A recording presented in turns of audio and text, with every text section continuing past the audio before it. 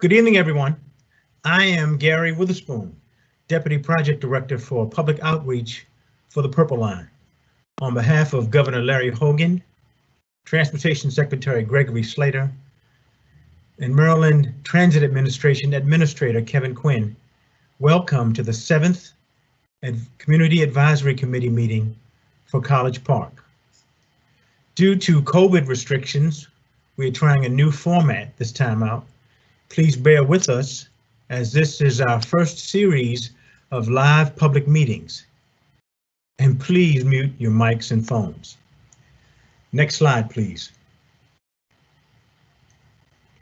Tonight, we'll cover the segment of the Purple Line that includes the following stations: Adelphi Road, UMGC, UMD, Campus Drive, UMD, Baltimore Avenue, College Park, UMD, College Park Metro, UMD, and Riverdale Park North, UMD. Next slide, please. You'll receive a project update from Matt Pollock and Vern Hartsock, the new leaders of the MDOT Office of Transit Development and Delivery, which oversees the project. For those who didn't know, they replaced Chuck Latuka and Jeff Enzer. And I'm trying to fill the big shoes of Mike Madden. He did not leave me many of his ties and shirts, so I'm lacking in the purple department. Matt and Vern will introduce themselves and fill you in on what is happening with the project. After their introductions, we'll update you on construction and tell you how the MDOT plans to manage that construction. We'll give you reminders about things to look out for during construction. We'll provide an update on the art in transit component of the project, and we'll tell you where to submit questions beyond those that will be addressed tonight. This evening's presentation is being recorded, so you'll be able to find it later on our website, purplelinemd.com. That's purplelinemd.com. Along with responses to questions we could either not answer or could not get to tonight. We ask that you hold your questions until after the presentation. Then we will open the meeting to questions, first from CAP members and elected officials. We'll invite you to raise your hand. This app does not have a wave your hand option, so you'll have to actually turn on your camera and physically wave so I can see you. Then you'll be acknowledged, and you should unmute your microphone either by pressing your microphone icon or pressing Control-Shift-M. That's Control-Shift-M as in mute. Non-CAP members and attendees who are viewing the meeting and have questions can ask them using the Q&A function on your screen. Just tap on the question mark icon and we will address your questions if we have time. If your question is not addressed tonight, don't worry. All questions will be addressed later in a question and response posting on the project website. Similar questions will be combined, so you may not see your question posted verbatim. Thank you for joining us for the CAP meeting. Here's Matt Pollock. Good evening, everyone. I'm Matt Pollock, Executive Director for Transit Development and Delivery for MDOT, and I am responsible for the Purple Line project. Next slide, please. This is by no means my first light rail project. I've been involved in light rail projects since the early 1990s. My experience includes light rail startup and expansion projects in St. Louis, Pittsburgh, London, Charlotte, to name a few. However, without a doubt, being able to join the Purple Line project here in my home state is a real source of pride. Going back a few years, I grew up in the White Oak area of Montgomery County, and now I live in Prince George's County. I'm honored to be on the job and here to take the project to completion. Now it is my pleasure to introduce Vern Hartsock, our acting project director. Thank you, Matt, and good evening, everyone. Again, I'm Vern Hartsock, Acting Project Director. A little bit about myself. Well, I've served with MTA for over 28 years. I've been working on the Purple Line for just over 8 months. Prior to that, I was MTA's Chief Engineer. And prior to joining MTA, I worked in the private sector for 10 years in a variety of technical positions, including teaching college for a while.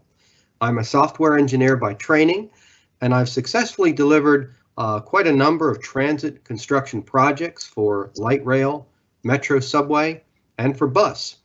I'm a Baltimore native and extremely excited to be part of the team that's committed to delivering the Purple Line project. Thank you, and I'll pass back to Matt for a project update.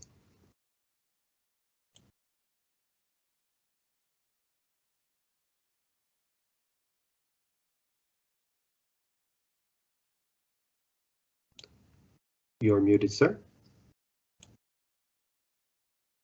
All right, I'm back. While most of you are probably up to date regarding the events of the past couple months, I do want to back up briefly. In the May and June timeframe, the concessionaire PLTP and the design build contractor PLTC both sent in notices of termination for extended delay. The state disputes the validity of an extended delay as defined in the P3 agreement and sought to keep both PLTP and PLTC on the project. A temporary restraining order kept PLTP and PLTC on the project through August. However, in September, the Baltimore Circuit Court ruled that both PLTP and PLTC could leave the project without going through the dispute resolution process. While the design build contractor has fully demobilized from the project, the concessionaire is still trying to find a way to continue its relationship with the state and the Purple Line project. And this is how we find ourselves on a parallel path. We continue to negotiate with the concessionaire, PLTP, and hope to reach a fair and reasonable settlement. At the same time, the state and my team is implementing a plan to deliver the Purple Line without PLTP and PLTC. At the end of September, MDOT-MTA officially took over the day-to-day management of the Purple Line project by taking assignment of PLTP's and PLTC's subcontracts. These subcontracts include the light rail vehicle manufacturer, the operations and maintenance contractor, dozens of purchase orders, and all of the construction firms working under PLTC. With the new team of available MDOT-MTA contractors, we commenced the management of construction activities. Vern will provide details of this in just a couple slides, but for now, next slide, please.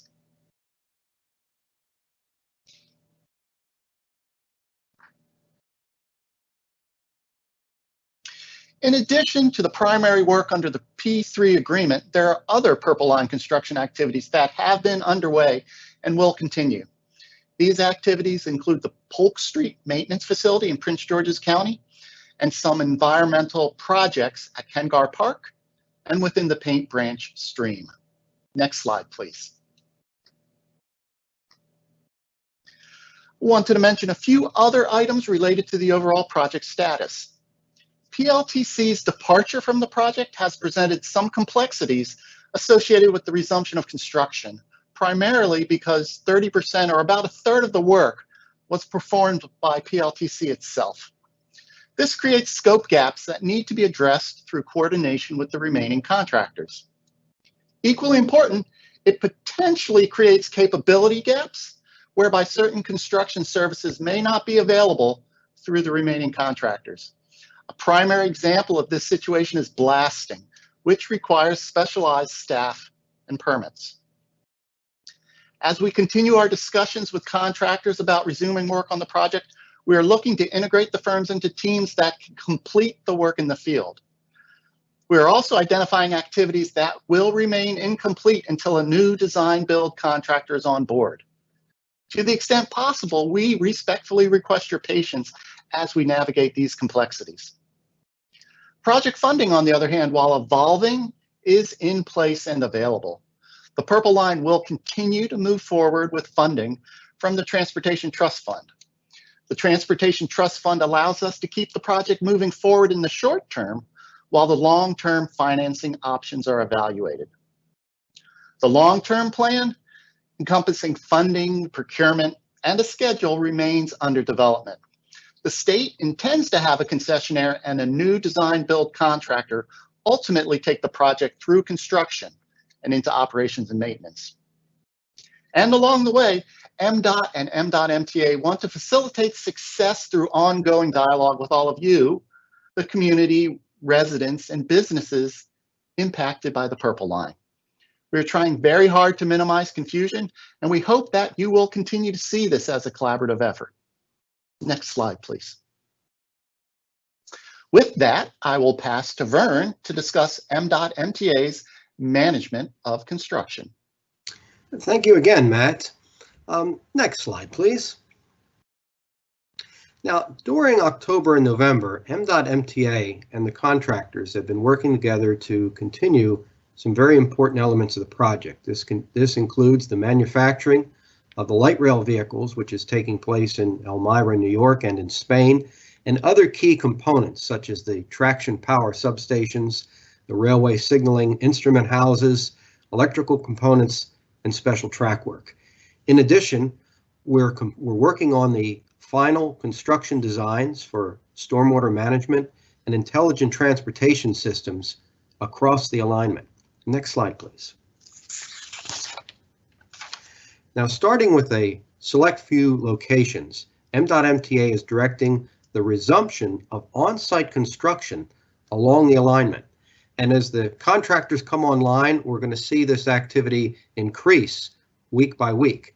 And a snapshot of the contractors that are working in the field as we speak today includes Pessoa Construction Company, who's performing water and sewer utility relocations and concrete work, Henkels and McCoy, who are performing gas and overhead power relocations, MC Dean, who's performing systems and electrical work, and Empire Landscaping, who's performing system-wide erosion and sediment control maintenance, and they're also responsible to maintain the new grounds around the new M at the University of Maryland in your neighborhood, and Traffic Engineering Services, who are performing maintenance of traffic support. Next slide, please. Now I'll discuss our near-term objectives for elements of the project that we hope to achieve through the forces that are now directly under contract with the MDOT MTA. This includes the Campus Drive underpass barrier and sidewalk construction, the pump station, the university's steam and electrical utility work on the campus, and wall construction and storm drain installation at the College Park Metro bus loop. These are our short-term initiatives. Next slide, please. Now, our longer-term objectives include some of these items as listed: storm drain installations, utility relocations on Baltimore Avenue and Rossborough Lane, reconstruction of the roadway east of Baltimore Avenue, utility relocations from Baltimore Avenue to the underpass, and to complete the embedded track at Campus Drive underpass and reopen all the traffic lanes through the underpass.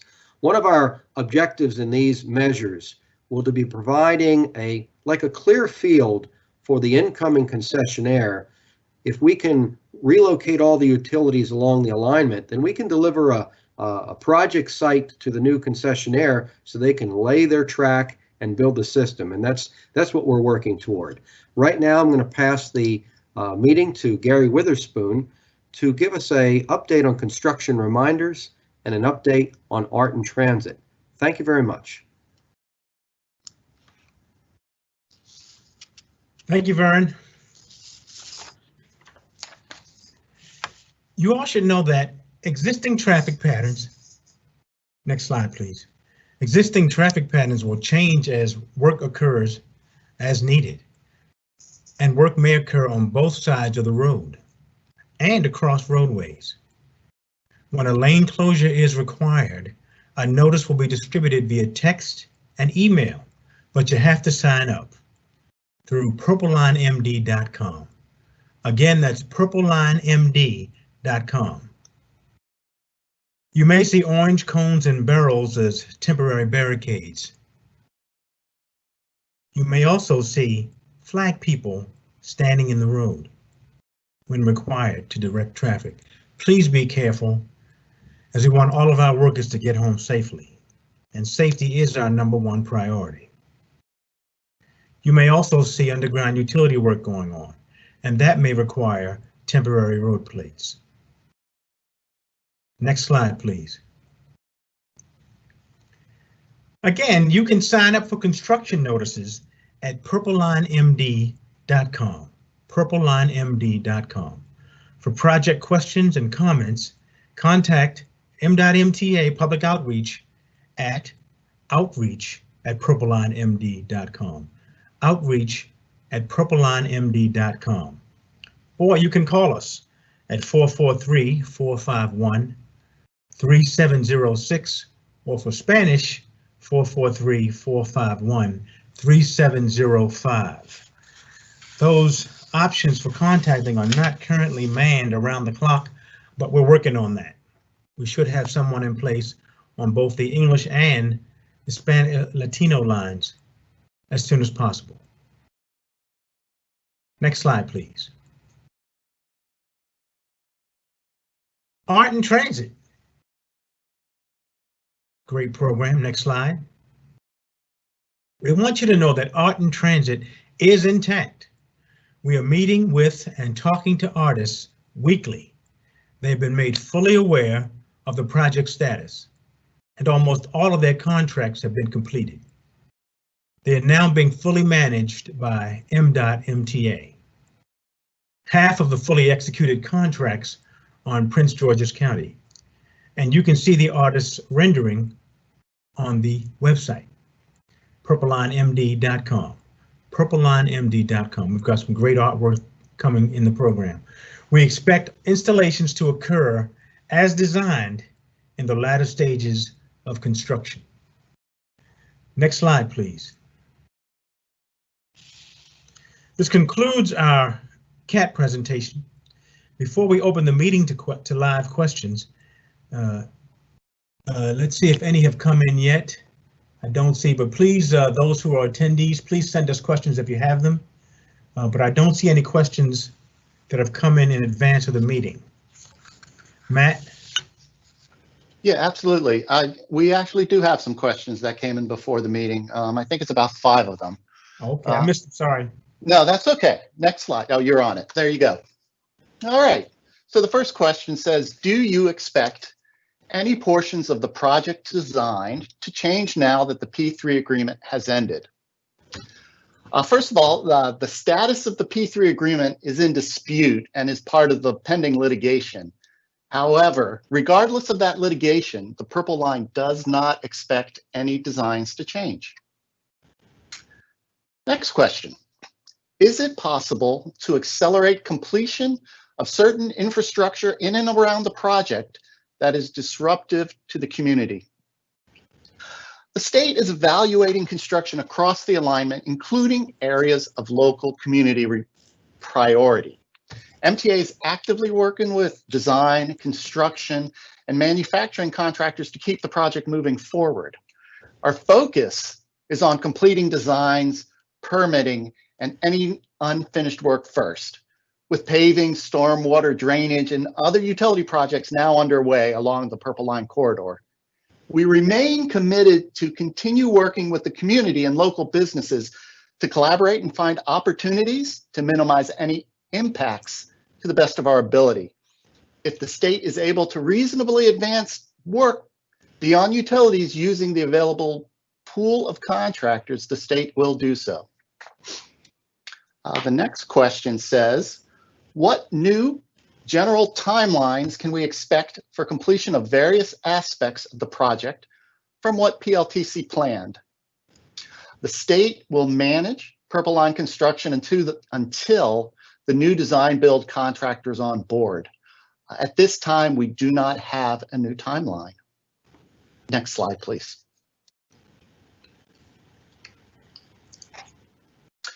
Question 4. Is there a contingency plan for if funding runs out to finish the project? How would the work sites be closed down or restored so they don't remain an open sore in our community?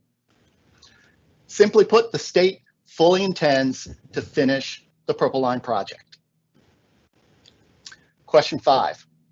What is the prospect for seeking additional federal assistance with the upcoming change in executive leadership at the federal level? The federal participation in the Purple Line project includes the $900 million full funding grant agreement and access to TIFIA loans. TIFIA is Transportation Infrastructure Finance and Innovation Act.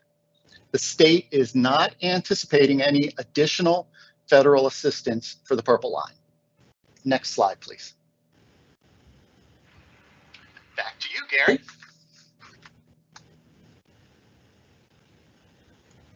We do have a question from Patrick Wohan. Forgive me if I mispronounce your name.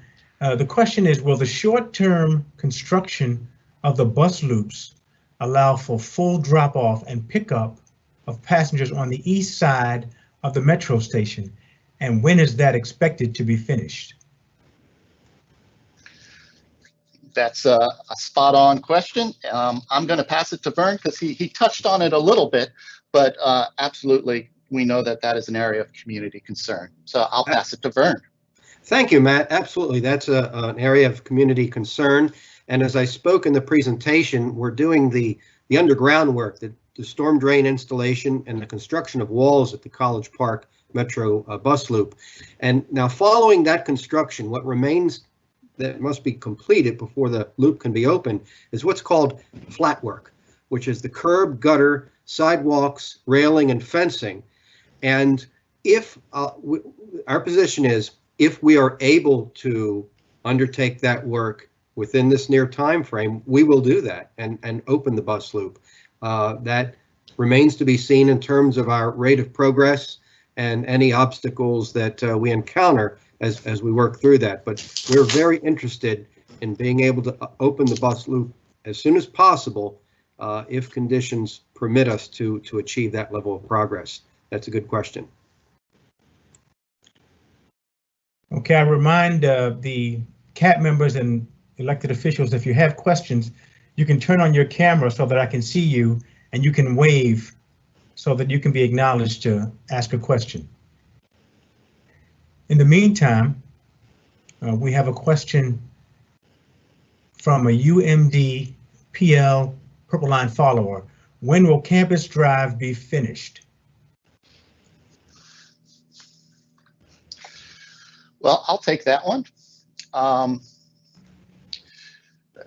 The short answer is that I'd really love to give you an answer, but I don't have the complete answer to that. Campus Drive is a long stretch of road. Basically, the entire alignment through the University of Maryland essentially is following Campus Drive at this time. So really, what we're committing to be able to do in the short term is to work on the underground utilities up in the campus portion of Campus Drive. So that's the steam and the electrical utilities. And then when we get further down, closer to the bus loop, and we're working on the underpass, we do want to progress that and remove the lane constriction that's going on right now. However, we do not know when we will be able to completely take all of Campus Drive and bring it up to full embedded track and completed status, unfortunately. We're going to most likely need our new design build contractor on board to take that work to its completion. All right. We have a question about how we're protecting workers in terms of COVID-19. You should know that we are following CDC guidelines and that we are mandating proper protective gear for all of our workers. Hopefully they're socially distancing while working as much as possible, but we are working diligently to keep them all safe. We have additional hand washing stations at every location, so we're trying to keep our workers as safe as possible through the COVID crisis. Matt and Vern, do you have any more to add? I do know that the contractors themselves are taking additional protective measures, including reducing occupancy in their vehicles as they move around the facilities or the construction sites, and you know, they are just as concerned about their workers as the workers are concerned about themselves.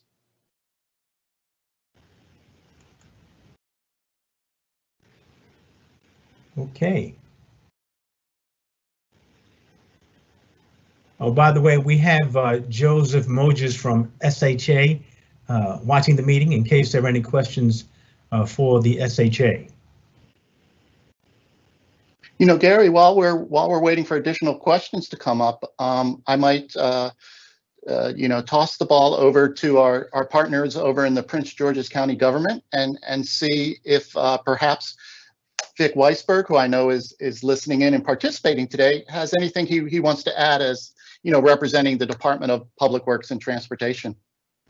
Sure, Matt. Thank you for having me, and more importantly, thank you for having this CATS meeting and re-engaging the CATS process. Some of the things that we've discussed and want to thank you for you and your staff being available to meet, to tour the alignment. But one thing that we really want to emphasize and impress in sort of getting through this sort of interim phase, if you will, is community engagement. And I think this reinitiating the CATS process is a huge part of it, but we want to encourage even going further and meeting with community organizations and really making sure that everybody knows the status of the project, that and reassuring people that the project is moving forward, and going frankly a step beyond the CATS process and really letting folks know that things are moving forward, and how you plan to do so. I mean, as you know, Prince George's County, as the executive branches through the years, the councils through the years have been and the citizenry have been very, very supportive of this project, and we want to keep that support. And so I think that continued community engagement is going to be really, really critical, and meeting with the business owners and people like that, and and obviously these are very, very uncertain times, and the uncertainty of the project, I think, has added a little bit of anxiety. So the extent to which you guys can aggressively try to address that, we would really like to encourage that. And as a county, we, in order to emphasize how important this project is to us and to make sure that it moves forward expeditiously, the county recently, and I want to thank Matt and Vern and the rest of the MDOT team for coming to Prince George's County last week for the annual consolidated, this is the Maryland Department of Transportation Consolidated Transportation Tour, and it was emphasized by many of the council members and by the executive branch, and we recently sent our joint signature letter of the council and the county executive that we understood how constrained things are during these times. So the only major project that we added to our entire list was putting the Purple Line back on the list to just really punctuate how important this project is to the county and to see it through. Some of the other things that we want to emphasize is, and I think when we had a chance to go out and walk with you, and we really want to thank you for that. And I think there are going to be some future tours with some of the council members, and we think that's great, and look forward to those.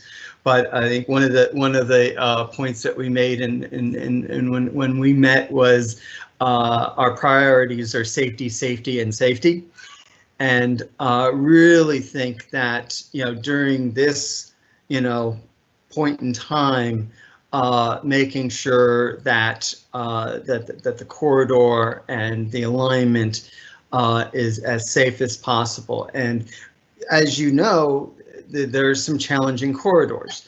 The Maryland 193 corridor from 650, and this is sort of on the just west of this CATS section, but 193 University Boulevard from New Hampshire Avenue to West Park Drive, unfortunately has the distinction of having the highest pedestrian crashes and fatalities in the state and in the Washington region. And unfortunately, not far behind it is the Kenilworth Avenue section from River Road to Riverdale Road, just south of Maryland 410, and that's #2 in the county, but is amongst the highest in the state for pedestrian crashes and fatalities. So we can't emphasize enough. And when we did go out, I mean, the good news is that there's active construction going forward on Kenilworth Avenue. The bad news, if you will, is we really didn't see a safe pedestrian path for folks. So we really want to emphasize being able to create, safe passages throughout the alignment. And Mr. Mogs from SHA, who's been a terrific partner, he's very aware of this, and we've been working with and have highlighted the need of that corridor in particular with District 3. But we really want to emphasize pedestrian safety, and that was one element that stood out. A few other issues of concern are, again, this goes into, keeping up the appearance of the corridor and keeping up the enthusiasm for the project. And a big part of that is making sure that it's as attractive a corridor as possible. And when we walked, there was a lot of litter and debris, and I know that stuff happens, but we really, really, really want to emphasize the aesthetic piece. Just making sure that some of those very basic maintenance elements are being tended to. And with that, again, we really appreciate our partnership and moving forward, and look forward to advancing this project as expeditiously and seamlessly as possible. Thank you. No, thank you, Vic. That's extremely helpful to us, and Vic and the DPWT are a really great partner for us, and it was really helpful to go out and walk some of the areas with Vic and other members of the government, and even to the extent that this CATS group is beyond College Park, right? I mean, it's called College Park, but we include Riverdale Park, up to Beacon Heights, and so there's a lot of areas that we're covering, and we are really trying very hard to create smooth and safe pedestrian access, and it's really important that if there are areas where pedestrian access has for some reason gotten constrained or believed to be unsafe, please, take advantage of our outreach number. And, this doesn't just apply to Vic or the government. Certainly anybody who's out there and sees something, please reach out to us, because our intent is always to keep areas protected and safe. And so, I appreciate that, and it got me thinking, because the last time Vic and I were out on Campus Drive, close to the underpass, we did notice quite an aggressive raccoon out there, and And if anybody happens to know the name of that raccoon, I'd like to know the name of that raccoon because I would like to hire him or her for security on site because he or she did a great job of backing me off. If anybody knows the first or last name of that raccoon, we'd like to get in contact with them. So I thank you for that. Gary, any more questions? Yeah, we got a question from Mayor Alan Thompson of the town of Riverdale Park. What is the schedule for further down River Road from UMD College Park Station, including the signal and crossing at River Tech Court? I'm not exactly sure which is River Tech Court. Vern, do you know that exact location? I'm not familiar with that exact location nor the schedule for those activities. As we've mentioned earlier, we're developing the schedule with greater detail, but we don't have a schedule with that level of information at this point. Well, and I know that where River Road connects to Kenilworth Avenue, certainly we are doing our utility relocations. There's some diversions going on right now, some very large water utility relocations taking place, and at the same time we're actually doing some milling and paving down that road, which is, you know, in my view, a godsend, because that was a pretty tough road that we had left for everybody for a certain amount of time, and you know, in some ways I'm embarrassed about that. I'm glad we can able to make that road a little more smooth for everybody, get everybody back to normal driving conditions. But as far as River Road heading back from Riverdale, from Kenilworth Avenue all the way back towards the bus loop, I am not exactly sure where we stand with our construction schedule. And just to, point out the geography, River Tech Court is the intersection just west of Hague, and is very close to where the station will be. Okay, right. So that's right over the bridge? Yeah, but it's well, you have the bridge, you have Hague, then you have River Tech Court, and then you have the physics. Got it. Right. Again, from Mayor Thompson, he appreciates the work that continues on Kenilworth Avenue. He has a question though about light pollution over there. Can the light pollution from the huge lights be reduced while construction is paused?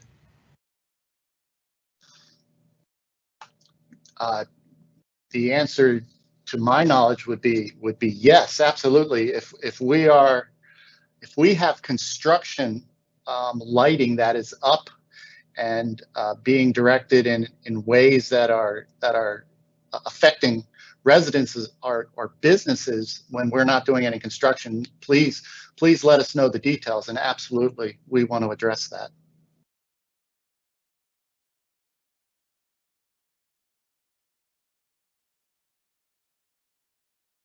Okay, are there other questions? Please send them. Make a note. Someone wants to know if you can talk about the status of the settlement negotiations.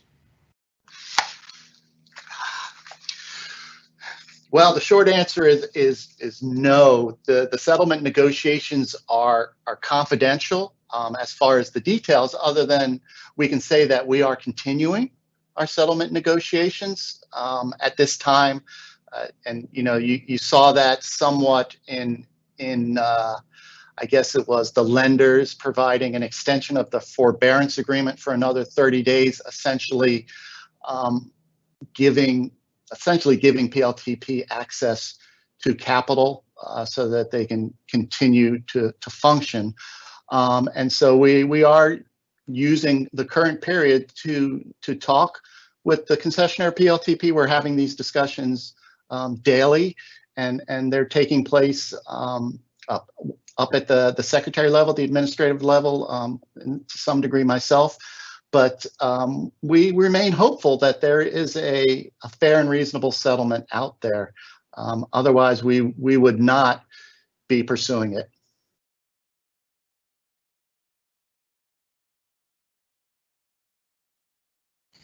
Okay. Are there other questions? Please send them in. And CAP members and elected officials, please raise your hands. That means, of course, you'll have to turn on your camera so I can see you.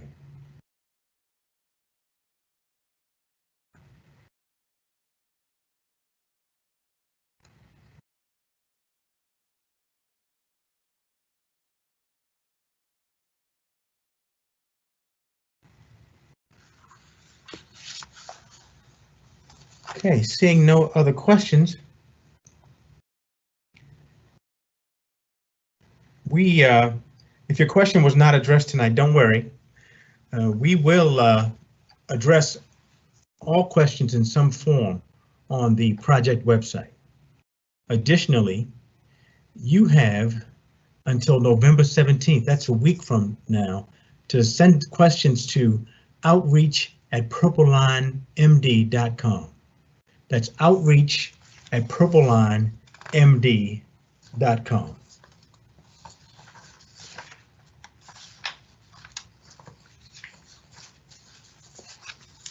This concludes our CAP presentation. Seeing no questions, I'll leave parting words to Matt. Thank you all for tuning in.